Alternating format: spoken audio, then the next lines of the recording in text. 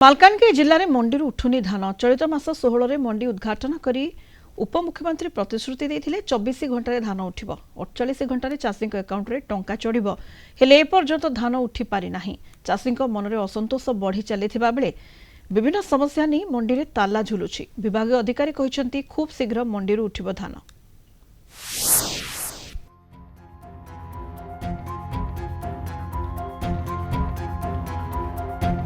मालकानगिरी जिल्लार कौनसी मंडीरू मुठाए भी धान उठिनी। हजार हजार बस्ता धान चाषी माने बोही आनी मंडी रे जमा करिसंती। धान रखिबाकू आउ मंडी रे जागा नाही। सेपटे वर्षा हेबार संभावना रहिछि।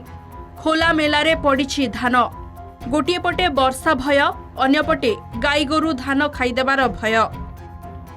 रक्तकू पानी फटाई चाषी अमल करिथिबा धान एबे नष्ट हेबाकू बसिछि। मुंड उपरे ऋण बोझ, एतिकी बेले मंडी अव्यवस्था, नाना समस्या नहीं विभिन्न मंडी रे ताला झुलुछि। एसएचजी सदस्य माने मंडी रे ताला पकाइछंती। मंडी रे दलाली हेउथिबा अभियोग करिछि इंद्रावती एसएचजी। दलाली बंद न कले अनिर्दिष्ट काल मंडी रे ताला झुलिबो बोली कहिछंती महिला माने। सेपटे हंतसंत हेउछंती चाषी।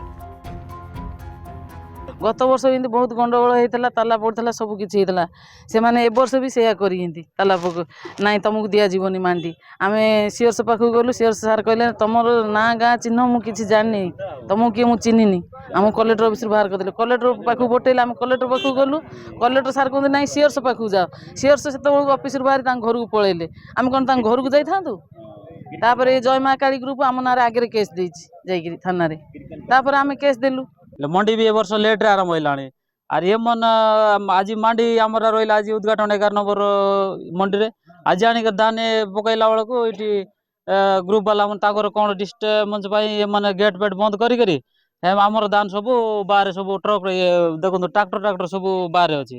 एबे आमे जानि परना कोन पाइ नै धान आमे धान एटी लेम्स वाला कोइलु आरएमसी वाला कोइलु जे धान उठिबो कहिछि ले धान कौन पाई उठुना से खबर तो आम पाखे कि आम चाहूँ धानटा उठिले शीघ्र पैसाटा बाहर आम जी ऋण करुँ ऋण पैसा भी देवार अच्छी मुझे बोले ये इंदिरावती एसएचजी ग्रुप ताला पकई अच्छा आम बाहर ठिया चाषी मैंने सब धान आनी 8-10टा गाड़ी बाहर ठिया चाषी मैंने बाहर अच्छा मुझे उपर अधिकारी को जन दी ताला पड़े बाहर अच्छे बोलिकी।